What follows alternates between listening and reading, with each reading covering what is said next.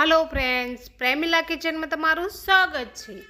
तो आज આપણે શ્રાવણ મહિના સ્પેશિયલ જે ફરાળમાં ખાઈ શકાય તેવી ફરાળી રેસીપી લઈને આવી ગયા છીએ। એકદમ ચટપટી અને ખાવામાં પણ ખૂબ જ ટેસ્ટી છે અને ખાવાની પણ તમને બહુ જ મજા આવશે। ચાલો આપણે બનાવવાનું શરૂ કરીએ। એક વાટકી જેટલો આપણે સામો લેવાનો છે, જે મોરૈયો પણ કહેવાય છે। મોરૈયો આપણે એક વાટકી જેટલો લીધો છે, તેને આપણે ધોઈ લેશું। ધોઈને આપણે એક ગ્લાસ પાણી એડ કરશું।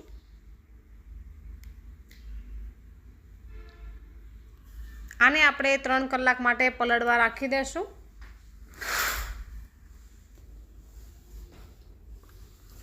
3 કલાક પછી આપણે જોઈશું તો સરસ પલળી ગયો છે। આને આપણે જે પાણી એક્સ્ટ્રા છે તે કાઢી લેશું। હવે આપણે મિક્સર જાર લેશું। મિક્સર જારમાં આપણે સામાને એડ કરી લેશું। અત્યારે શ્રાવણ મહિનો બધા જ રહેતા જ હોય છે અને શ્રાવણ મહિનામાં જ ઘણા બધા ઉપવાસ પણ અલગ અલગ આવતા હોય છે। સોમવાર છે, ઘણા બધા ઉપવાસ હોય છે। જીવંતિકામાનું વ્રત હોય છે, દશામાના વ્રત હોય છે। તો આ રીતે આપણે સામાને પીસી લેશું। તો આ બધા જ વ્રતમાં ખાઈ શકાય તેવી આ રેસીપી છે। તો તમે જોઈ શકો છો કે આપણે પીસીને એક બેટર મસ્ત એવું તૈયાર કર્યું છે। વધારે પતલું નથી રાખવાનું આપણે, એટલા માટે આપણે આમાં બિલકુલ પાણી એડ નથી કર્યું, તો પણ સરસ બેટર બનીને તૈયાર છે। તમને એવું લાગે કે પાણીની જરૂર છે તો જ તમારે એડ કરવાનું છે। સ્વાદ અનુસાર નમક એડ કરી લેશું અને બરાબર મિક્સ કરી લેશું। તો સરસ એવું બેટર તૈયાર છે। હવે આપણે સ્ટફિંગ તૈયાર કરી લેશું। સૌથી પહેલાં એક ખાયણી લેશું, તેમાં આપણે લીલા ધાણા અને લીલા મરચાં એડ કરી લેશું। આમાં વધારે મસાલા આવશે નહીં, ફરાળી માટે છે એટલા માટે। લીલા ધાણા, લીલા મરચાં અને આદુનો ટુકડો, બધી ત્રણેય વસ્તુને આપણે ખાંડીને તૈયાર કરવાની છે એક ચટણી। આપણી ચટણી ખાંડીને તૈયાર છે। તો અહીંયા મેં સાથે જ 1 લીંબુનો રસ અને 3 ચમચી ખાંડ એડ કરીને તેને આપણે એકદમ સરસ મિક્સ કરી લેવાનું છે। હવે આપણે બાફેલા બટેકા લેશું। બાફેલા બટેકાને આપણે મેશ કરી લીધા છે, તેમાં આપણે જે ખાંડેલી ચટણી છે તે એડ કરી લેશું। આનો ટેસ્ટ એટલો સરસ આવે છે ને કે તમને વારંવાર આ રીતે બનાવીને ખાવાનું મન થશે। તો આપણે આ ચટણી અને બટેકાને સરસ મિક્સ કરી લેશું। હવે જે આપણે લીંબુ ખાંડનું પાણી બનાવ્યું છે તેને આપણે થોડું થોડું એડ કરી લેશું। વધારે આપણે એડ નથી કરવાનું, નહીંતર જે આપણો મસાલો છે એ થોડો ઢીલો થઈ જશે અને બોલ્સ બનશે નહીં બરાબર।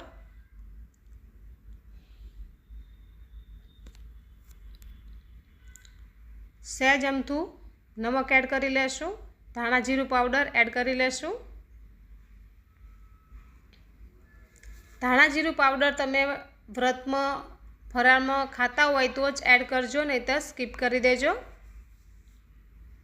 હવે આપણે નાના નાના બોલ્સ વાળી લેશું। જો આ રીતે આપણે તૈયાર કરી લેવાના છે અને હલકો એવો આપણે સહેજ દબાવશું તો પેંડા જેવો શેપ આવી જશે।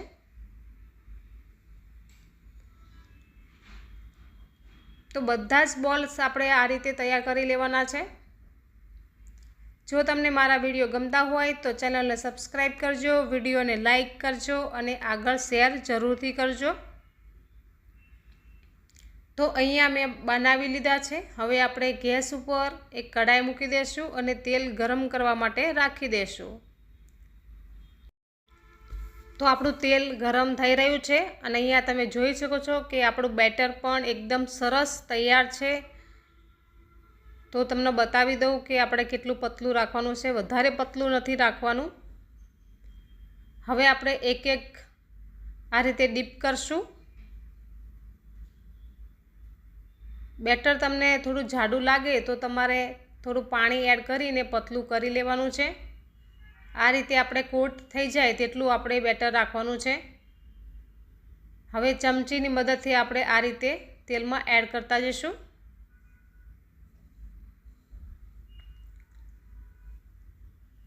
તો અહીંયા હું બધા જ વારાફરતી એડ કરી લઈશ। થોડી વારમાં આપણે તરત જ આને પલટાવી લેવાના છે।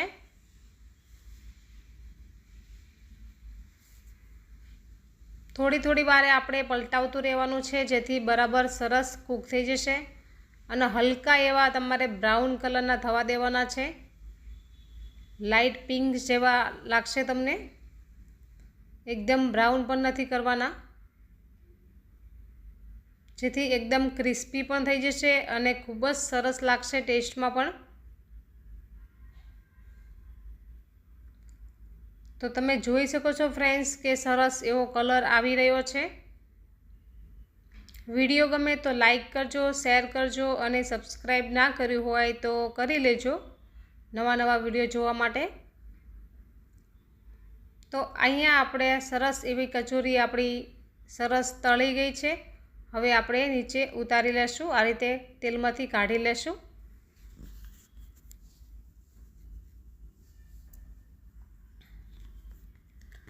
તો આ રીતે આપણે તેલમાંથી બધી જ કચોરી બહાર કાઢી લીધી છે અને હલકી એવી ઠંડી પણ થઈ ગઈ છે।